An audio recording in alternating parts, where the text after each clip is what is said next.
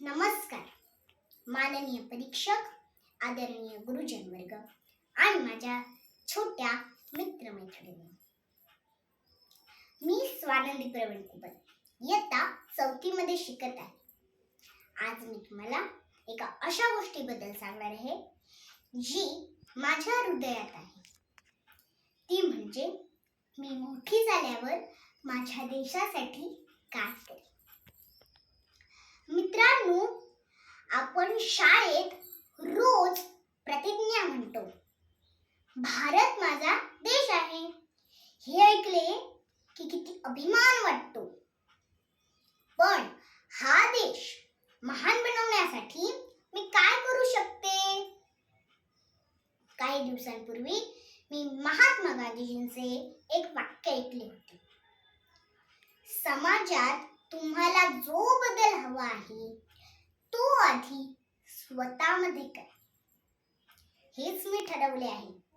मी मोठी झाल्यावर सीमेवर लढणाऱ्या सैनिकांसारखी धाडसी तर होईनच, पण त्याआधी मी माझ्या रोजच्या जगण्यातून देशसेवा करेन. साने गुरुजींनी आपल्याला शिकवले, खरा तू एकची धर्म जगाला प्रेम अर्पावी. खरा तू एकची धर्म जगाला प्रेम अर्पावी. हेच तत्व घेऊन मी मोठी झाल्यावर सर्वांशी प्रेमाने वागेन. मी खूप शिक्षण घेईन, डॉक्टर किंवा ऑफिसर होईन, पण ते ज्ञान मी गरीब मुलांच्या शिक्षणासाठी वापरेन. आपल्या भारतातील जोपर्यंत प्रत्येक मूल हातात पाटी पेन्सिल घेतो तेव्हाच आपला भारत खऱ्या अर्थाने स्वतंत्र होईल. दुसरी गोष्ट म्हणजे आपल्या भारत मातेचे सौंदर्य. मला माझा भारत स्वच्छ आणि सुंदर हवा आहे.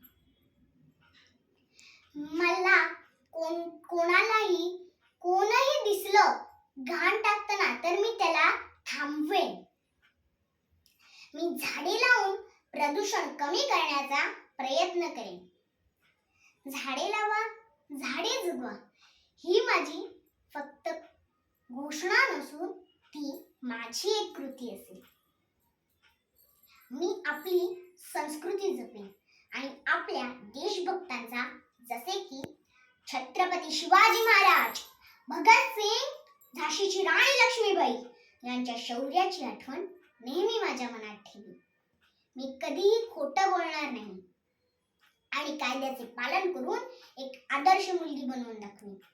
मला खात्री आहे की आपण सर्वांनी जर मिळून छोटे छोटे बदल केले तर आपला तिरंगा या जगात सर्वात उंच फडकेल. शेवटी जाता जाता मला या गाण्याच्या ओळी म्हणाव्याशा वाटतात. हीच आमुची प्रार्थना अन हेच आमुचे मागणे. मानसाने मानसाशी मानसा समवागणे. हीच आमुची प्रार्थना अन हेच आमुचे मागणे. मानसाने मानसाशी मानसा समवागणे. धन्यवाद. जय हिंद.